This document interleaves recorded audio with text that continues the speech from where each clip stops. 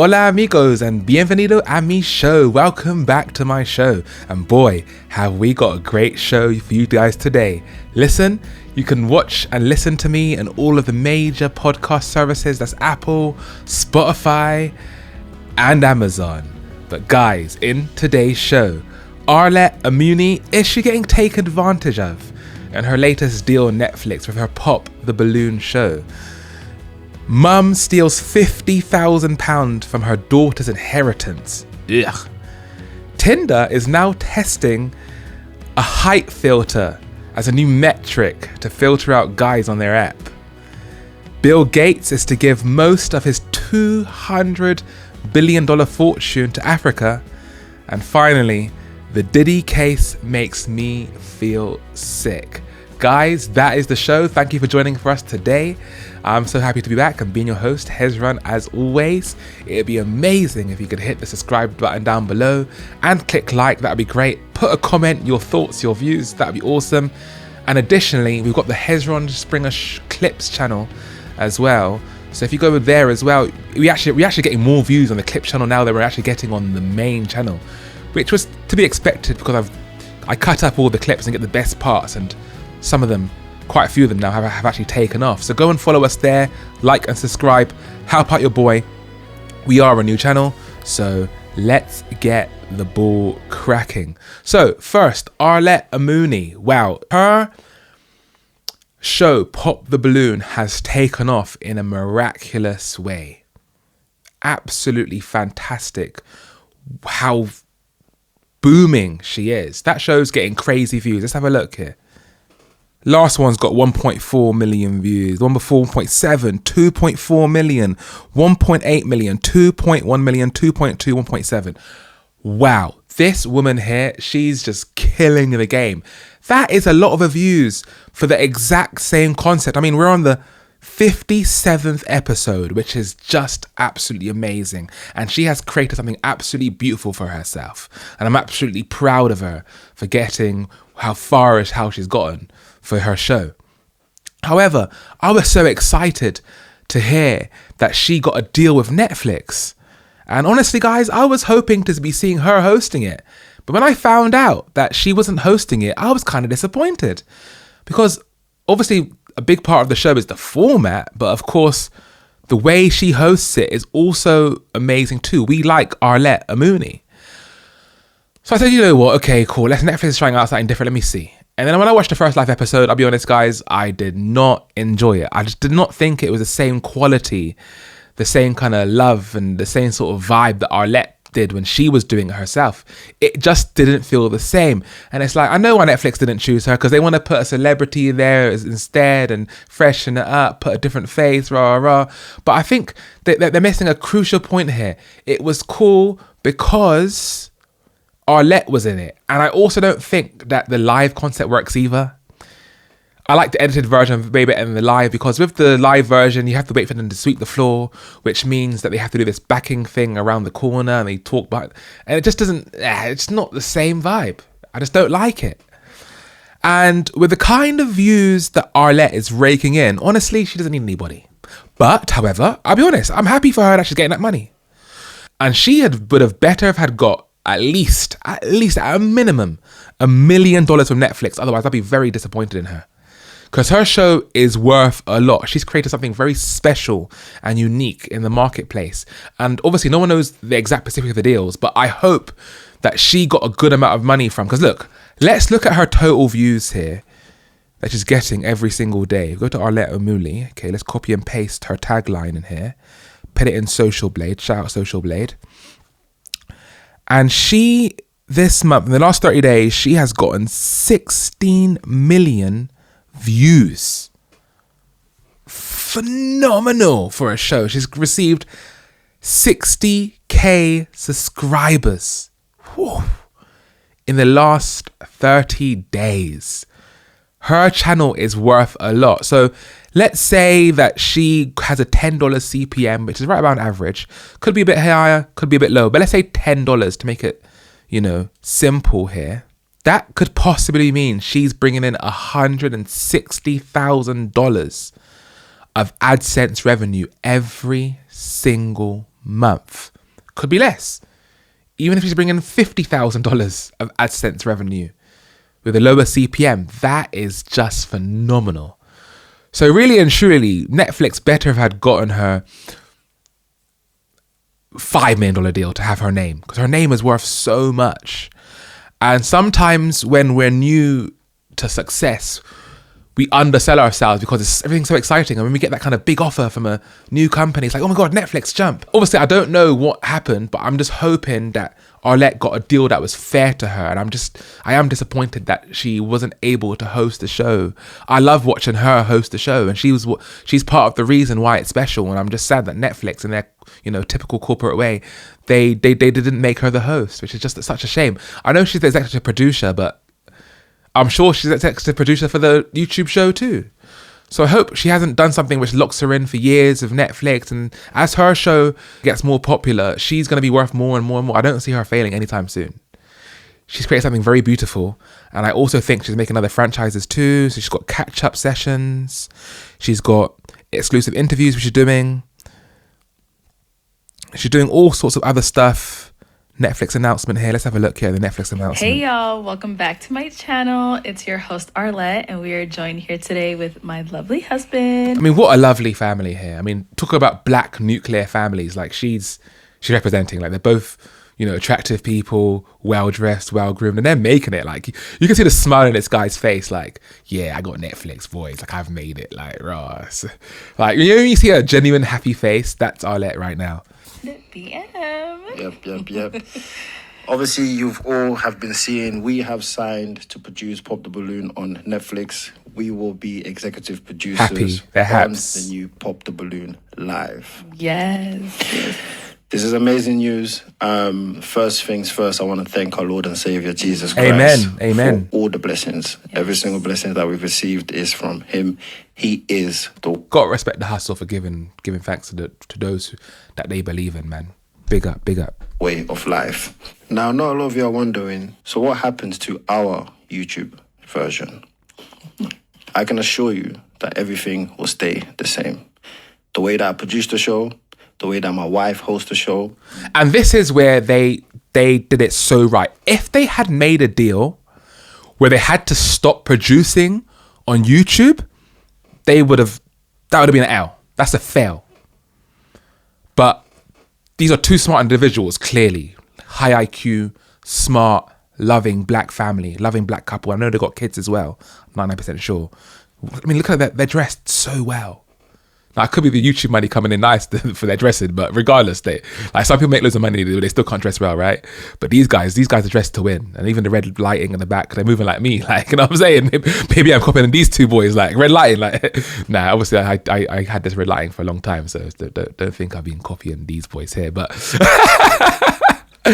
And they got the same microphones as me as well. Shout out, you know what, it sounds a bit too like copying, but these are two smart individuals and they know what they're doing, and they made the W by not giving up their YouTube show and their YouTube AdSense, because that is where they're cracking anyway. So I guess you could say the Netflix thing is a side piece which they're going to make residual income there on the side regardless.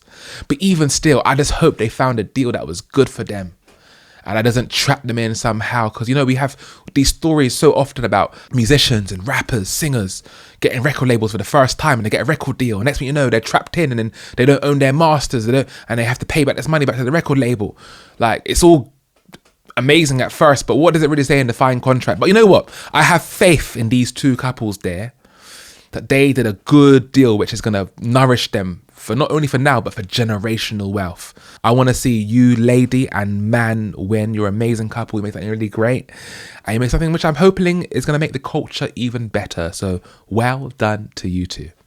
On a more griftier note, we have this story about a mum stealing £50,000 from her daughters. Like, how sick must you have to be to rob from your own children? Like, we know biologically women love their children, they're nourished, and they would die for their children. And this grafter, let's say, she's going to steal from her own children. And guess what? Her children are under 18. Read this. This is from The Sun. Greedy and spiteful mum who looted £50,000 inheritance left her two daughters, only 12 and 15, by their granny is jailed. Whew. I feel sick already. A mother was ordered to pay back £50,000 looted from her own daughter's inheritance left to them from their grandmother's will. How sick must you be? You have to be psychopathic if you're moving like that, boys. They're not even like over 18. You're robbing from kids. Your own blood. Ugh. You nasty. Catherine Hill, 54, and her father Gerard Hill, 94. Oh my God. So the grandfather was in it too. Staged a blatant and brazen fraud. Taking every penny inherited by the two girls from their beloved gran. There she is there. Are those crutches even real? Because she seems to be walking without them. Disgusting. That's one of her daughters, I guess.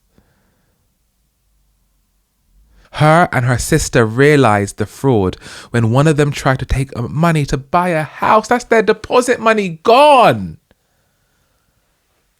From their own mother.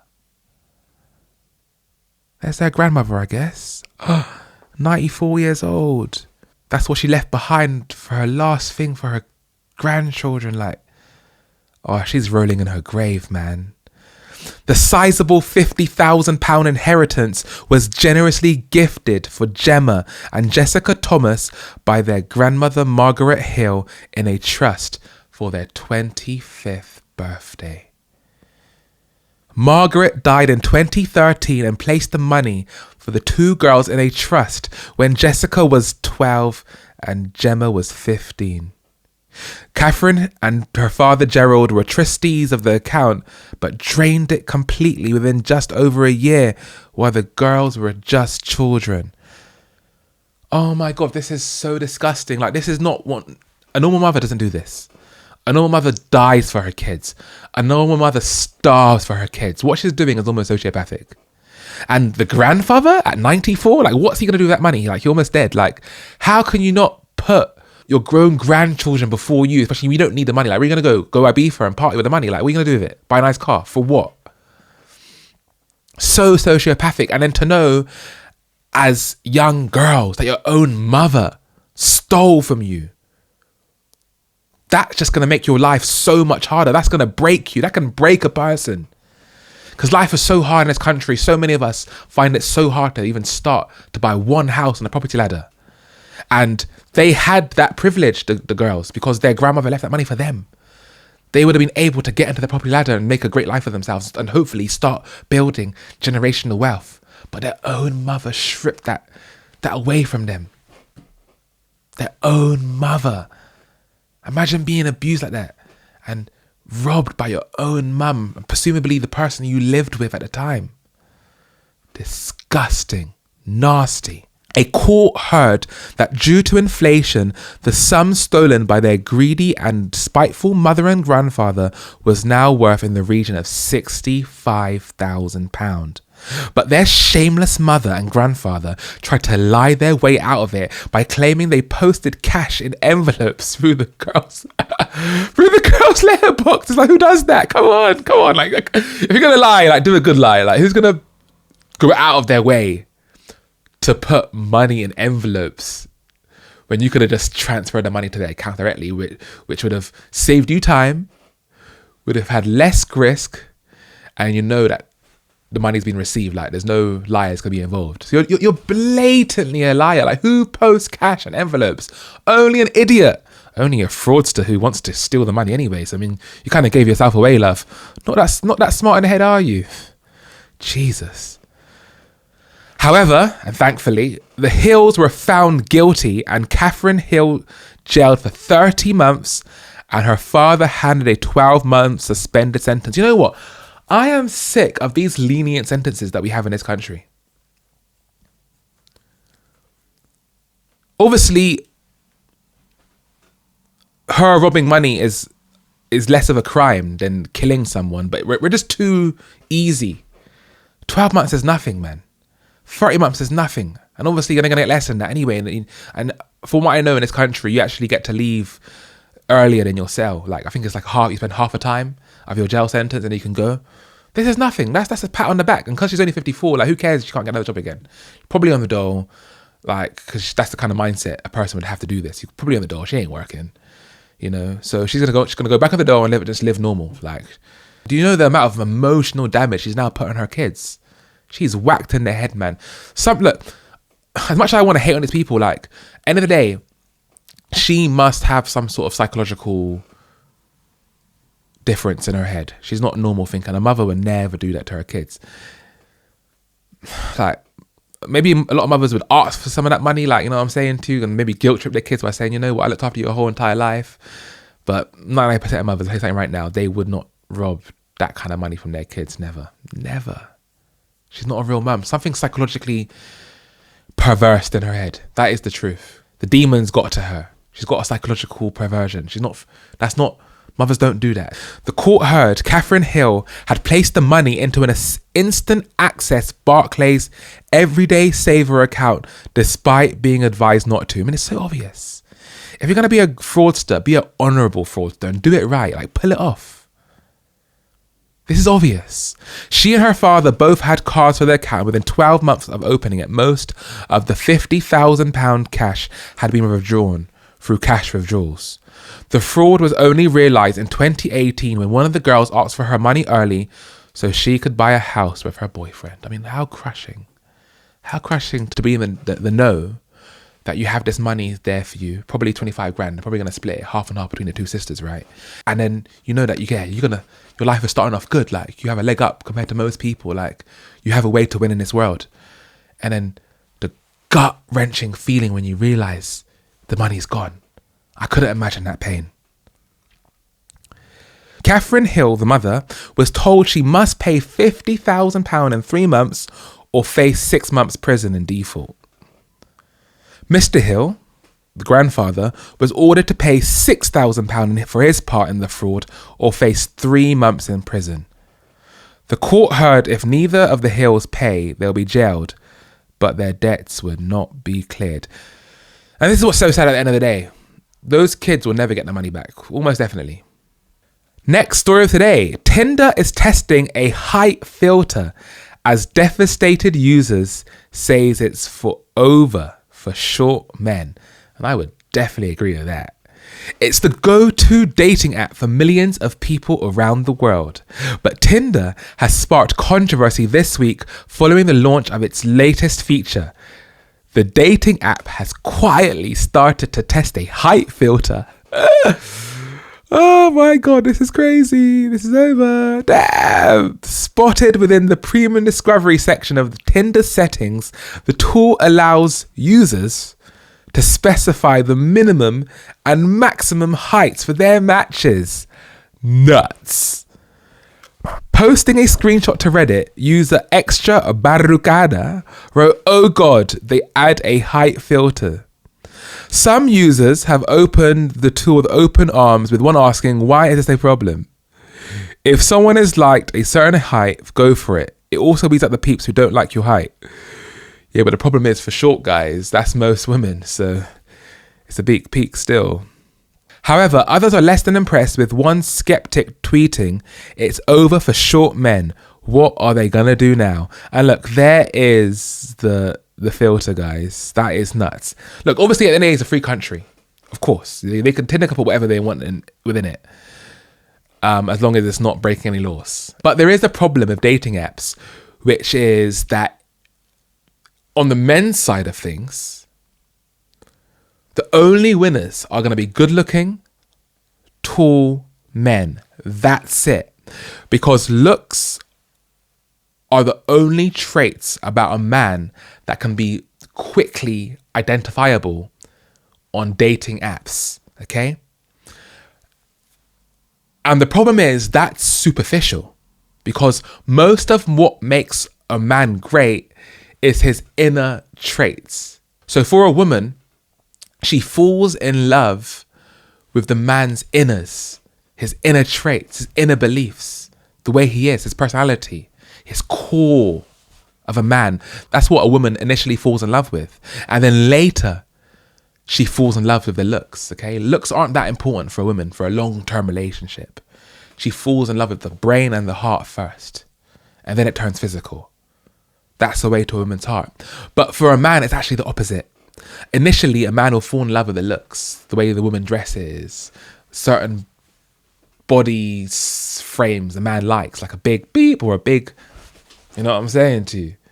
Nice eyes, nice hair, the way she dresses, nice shoes, you know what I'm saying? The way she moves. Like, that's initially what a man is going to like about a woman, but he's going to fall in love with her heart and her brain and her innards afterwards.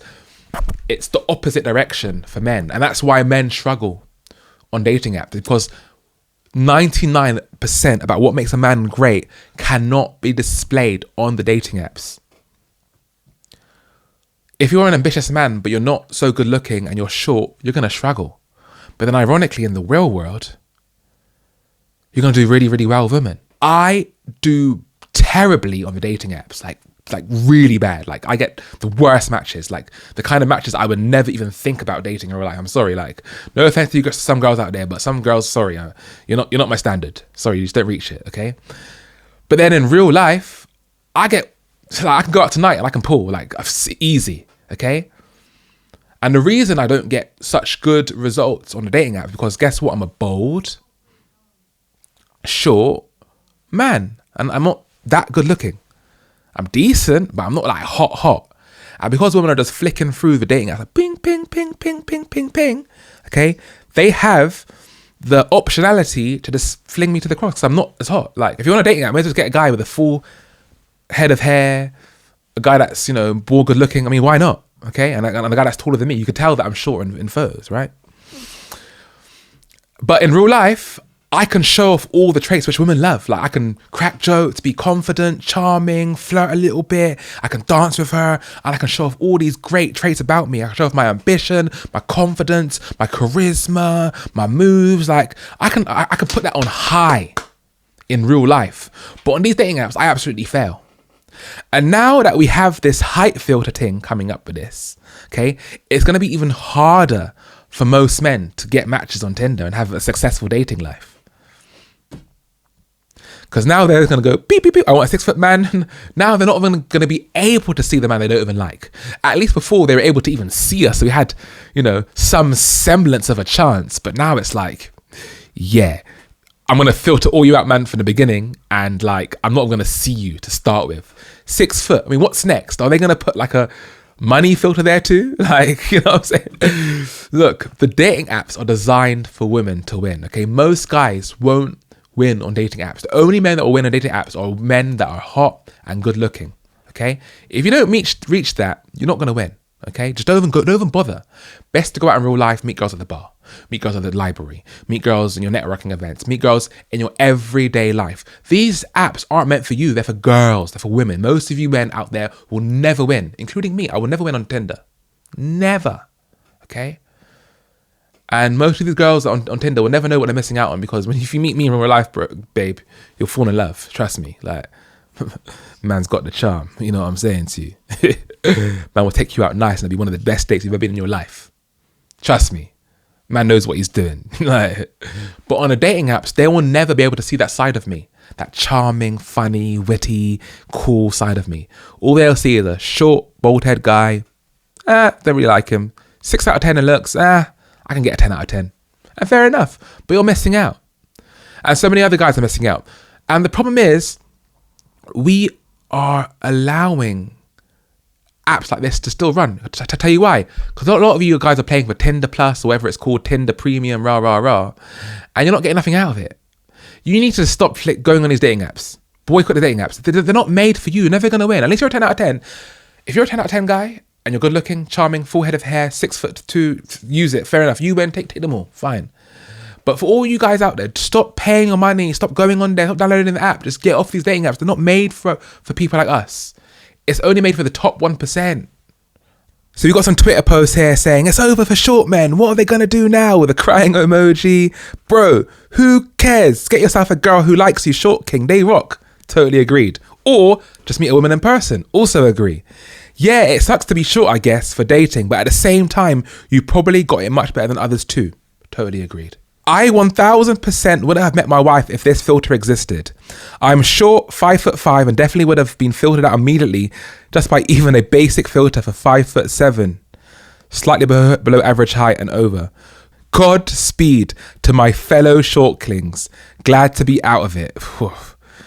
Wow. Totally true. But listen, guys, I want to let you boys know. Look, I'm short, I'm bold. I can still pull. I still get things. Okay? What is amazing about you as a man is what you cannot see. Women love you for all the things you cannot see. So just because you're short, just because you're bold, just because you're not that good looking, doesn't matter. You can build so many other attributes about yourself, like your conversational skills. How funny are you? How charming are you? How can you emotionally stimulate a woman with your words? Most women, 99% of women, would rather a man that can stimulate her emotionally than a man that's just simply good looking but has the most boring chat, nothing of interest to say, totally just super inauthentic, totally superficial.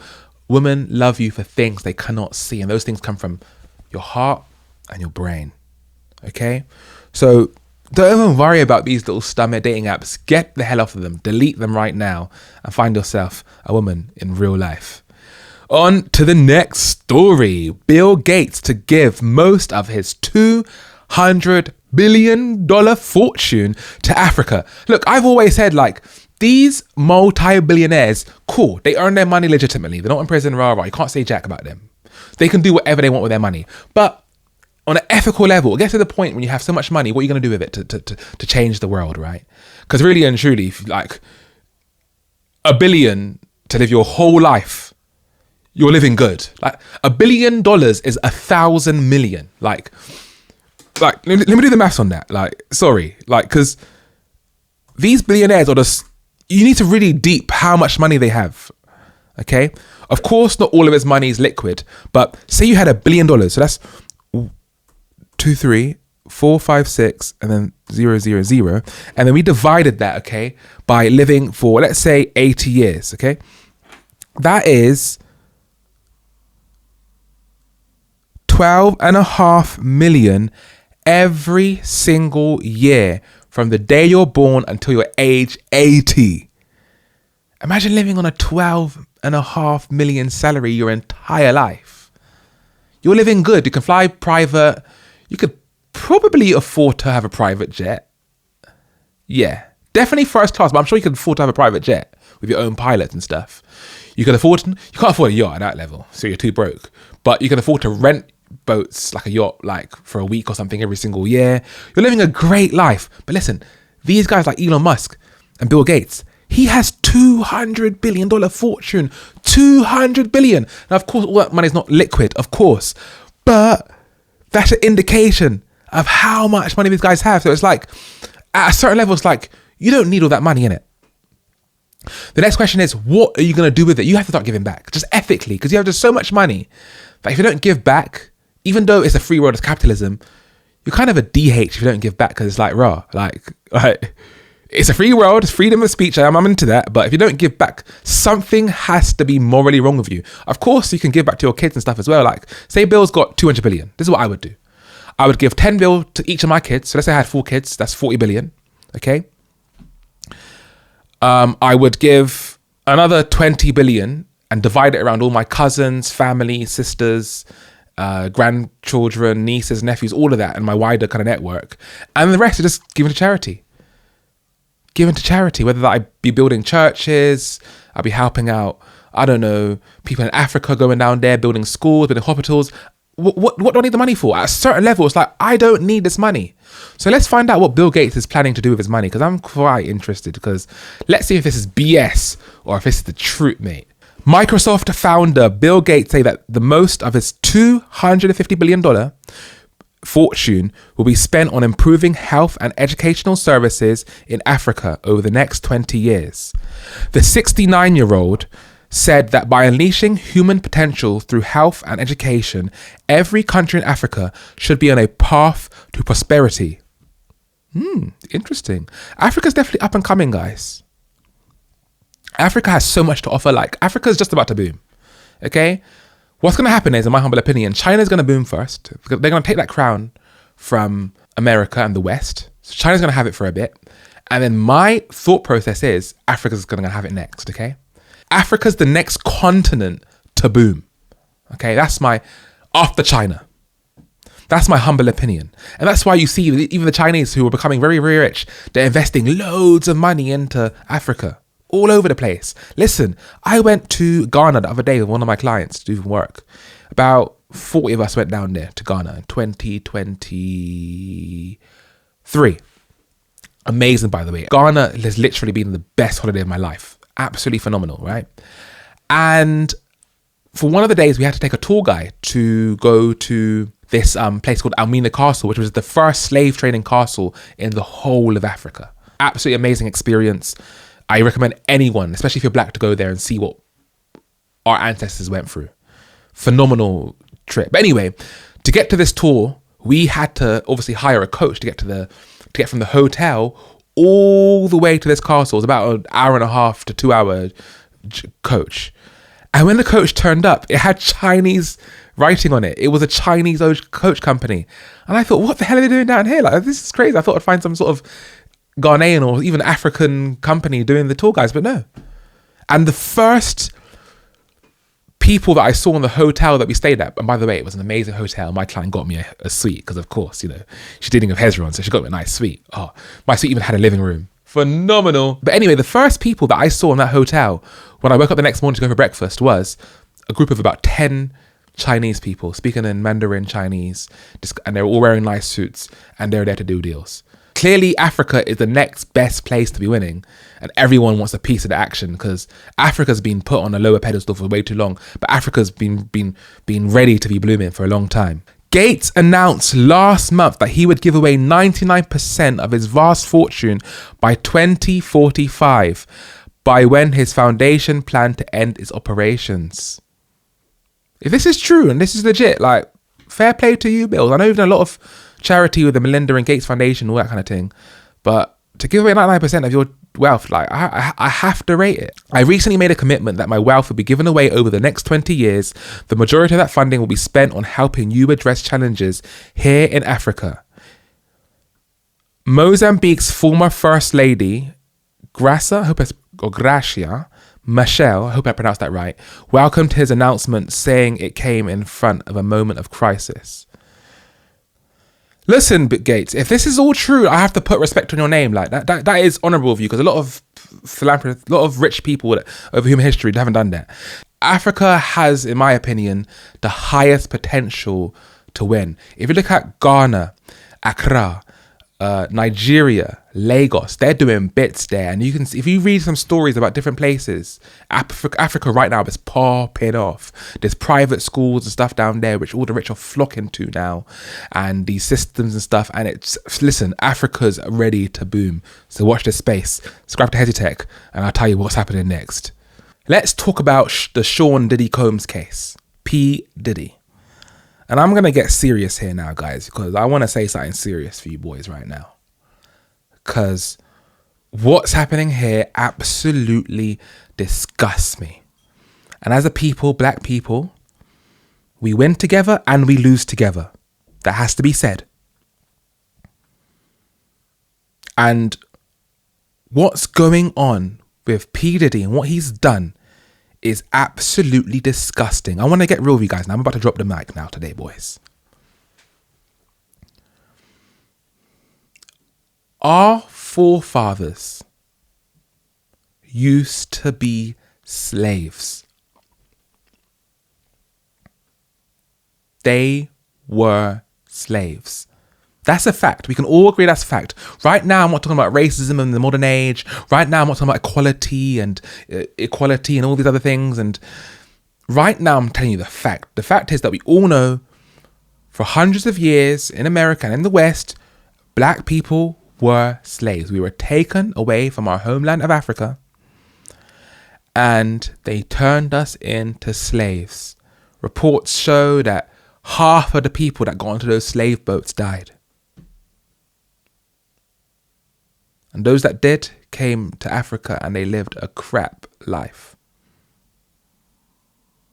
Beaten, mistreated, made to feel like less than. Their lives were harder in a way that me and you today could never imagine. And in comparison, all of us right now are having it easy. Yes, we are. Yes, we are. Compared to them, we're having it so easy. Even if you feel like you're broke and you have nothing, you would never want to trade with how they were treated. Heck, you wouldn't want to trade 50 years ago or even 70 years ago. Our forefathers put in all of that work. They stayed alive for as long as they could for me to be here. My family's from Barbados. Of course, my forefathers were slaves also. We're living an easy life in comparison. And for those black men like Sean Diddy Combs, who really win though in life, in the modern age, it's a whole different level. Like, our forefathers wouldn't have even believed or could have imagined people could be as rich as Sean Diddy Combs, Kanye West, 50 Cent.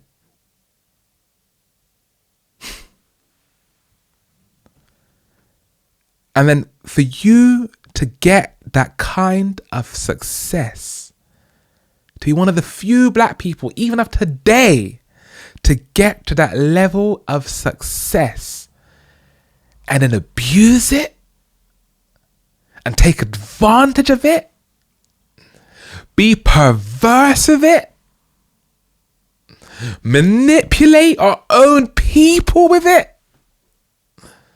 to disgrace it, to objectify it, to act as if you're more superior than, that is, to me, a crime against humanity. Sean Diddy Combs, you were, and I say were very strongly, you were sitting in a position of absolute privilege, the kind of privilege that even 100 years ago our forefathers could never have imagined. You had the world at your feet. You were prime private. You had all these record deals. You were a billionaire. A billionaire! And then you abused it. You made a mockery out of it. You got to the kind of privilege that so many of us could only dream of. And then you defiled it. You disgraced it. It's like, why can't you just be happy with your top 0.0000001% of success? You made it. In all metrics, you had it. And you just can't be happy? We got to do these freak-offs and these mad things and all these record sex tapes. And like, can't you just settle down, be happy with what you have, look after your kids, have one wife? You've made it. What more do you want out of life? You made it the way Martin Luther dreamed of us having one day, and you just took it all for granted by doing stupid things. Getting involved in the drug game. You don't even got to be a drug dealer when you're already a successful record label owner, a successful artist. Why do such a small percentage of men have to ruin what they've made just to do stupidness? Whatlessness, they say in the Caribbean. It's whatless. Why? You got the kind of lifestyle that all these rappers and singers can only dream of, man. You had the life in your hands, and then you have to do all this nastiness, this perversion. And at the same time, yeah, it's true. You're definitely perverted in the head. You're not thinking right. Listen, probably. I'm not a no-5 psychiatrist. I ain't no therapist, but you're probably a sociopath. To having to go to these extremes, you got to be a sociopath, man. You're just not happy with the success of such a small minority of people. I know so many musicians that graft day and night to even just be paid £1,000 a gig. That would be good for them. Like, so many musicians out there would be happy with making £1,000 a night for a gig. Because most musicians each night, they make zero from their gigs. Look at this video here by the BBC. Cassie is now off the stand. Here's what you need to know. The defense wasn't overly aggressive in their cross-examination of Cassie, who is 8 months pregnant, so as not to turn off the jury. But during the lengthy line of questioning, Diddy's lawyer sought to undermine the prosecution's star witness. Sexually explicit text messages to Diddy were displayed in court. The defense argued that Cassie was a willing participant in the freak-offs, where she had sex with escorts while Diddy watched. In one message from 2009, she said, "I'm always ready to freak off." Another from 2010 showed her suggesting that Diddy bring a woman instead of a man to a freak-off. Cassie, clearly exasperated, said that those were just words. She maintains that she was forced to do it and was worried about the consequences if she didn't keep Diddy happy. The defense also wanted to undercut the notion that she was exploited or trafficked for sex. They tried to portray her as a strong woman. How many lives have you ruined, bro? Just for your own perverted sexual gratification. You couldn't be happy with just being one of the richest black men who have ever roamed this planet? No. You had to have a freak off. You wanted more. I'll tell you something, boys and ladies and gentlemen.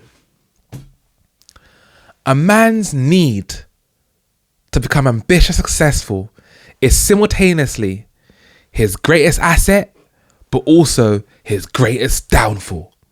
And the same thing can be said about wanting women's validation. It's our biggest asset while being our greatest downfall. And this man here took it to the extremes. He just wasn't happy. I'm rich. I can have one wife. I can chill back. I don't have to worry about paying a bill ever again. I don't have to be hungry ever again. He was not content with that. And while contentment is the antithesis of motivation, there has to be a limit, man.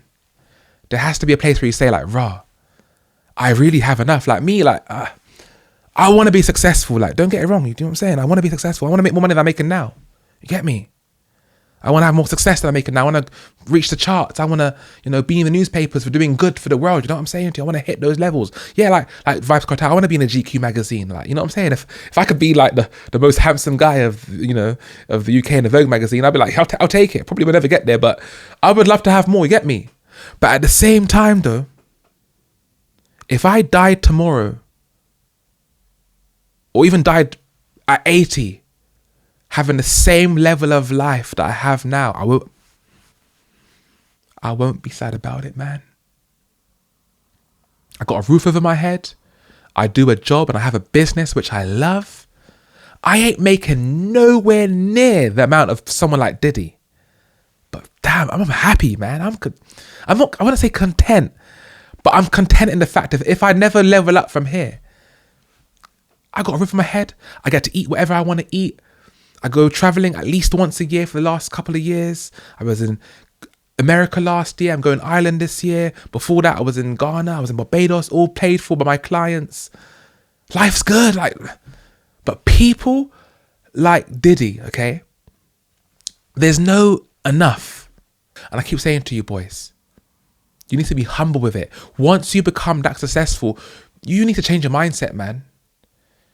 You need to be in the mode now of like, yeah, how do I give back to the people? How do I nourish the planet with the privilege bestowed upon me? You've got to switch the mindset, because I know when you start from nothing, you start off about hustling for myself. How do I pay my bills? How do I pay this? How do I look after my family? Cool. But once you get to that point where it's like, I don't need no more money, literally, like Sean Diddy Combs, it's like you now need to be in the mindset now, ethically speaking, I'm talking about. Because in a literal sense, in a worldly sense, it's like, yeah, it's your money, do what you want with it. But in a ethical and moral sense, how can you roam the planet becoming this successful and not start to feel some sort of like, I don't know if the word is guilt, but you should be wanting to feel the need to say, I want to give back to my people. I want to give back to the world. I want to make the world a better place than when I was born into it. I want to make the world be happy that I was even here. Okay? Clearly, Clearly, these aren't the kind of mottos and ethics and morals that Sean Diddy was promulgating to himself. Because a person who thinks like that would never behave in this way. Never.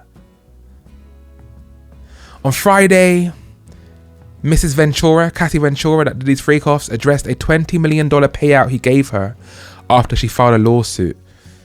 Listen, let's be real. She was in it for the money. She ain't doing the freak-offs because she was scared. But I'll tell you something, Cassie. The devil always comes back to pay its due, because that $20 million is nothing compared to how tarnished your life is now. $20 million is peanuts. If you're going to sell your soul for proper money. Get $1 billion in it. In this world, money can do a lot, and we need money to a certain extent to look after ourselves and our families, but money's not everything. Selling your soul for money will never work out in the long term, boys and girls. Because a lot of us, we won't even make $1 million in our entire lifetime. She got $20 million just for doing a freak-offs and filing a lawsuit and getting her money out of that. But let me tell you something, her soul's now gone. She's devoid of ethics, devoid of morals. Her life is now meaningless. She's now going to leave an emotionally barren and devoid lifestyle. I have struggled my entire life to be where I am today. And for Diddy to have done all these different things is like a spit into all of our faces. Like, I don't care about how hard you work. I know I've made it, but I'm still going to treat everyone like trash. Disgusting. Where's the paying it forward? Where's making the world a better place? Where's the ethics? Where's the morals? Where's the love, man? Where's the heart? He ain't got no love. Tell you why? He is a sociopath. There's no emotions of Diddy. The only emotions that he deals with is the emotions of how to manipulate you. He doesn't feel it. Feel it. He don't feel jack. Sean Diddy is a predator, an abuser, and a manipulator. And he clearly was never grateful about the success given to him. And I can't explain this enough. Even if I have a client that's paying me £1, I show love, man, because £1 is £1, $1 million is $1 million.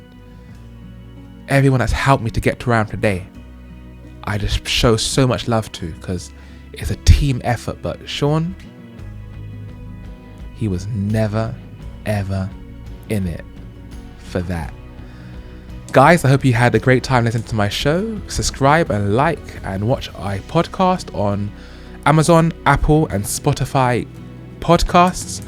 It's been a pleasure to talk to you as always, and I'm just so happy to spread and try and spread some more love into this world. And we need more ethics in this world, man. We need more morals. And we speak so much about making more money and buying nice things, nice holidays, and getting a better job, but too little in this world do we talk about how do we build a better version of ourselves? How do we be honest with our conscience? How do we grow a better sense of morals, ethics, and a foundation to base our lives upon? Very, very rarely. And I hope with this podcast, I can help move the needle even just a little bit. Guys, I will see you in the next show. Gracias por receberme. Te veré pronto en el pronto episodio. Gracias por todo. Gracias por mi show. Gracias por la vida. Gracias por Dios, de tu propio. Y gracias por todo yo que tengo. Adiós por ahora. Soy Hezitech. Y este es la Hezron Springer Show. Gracias por ahora y hablamos. Love you guys. Peace out.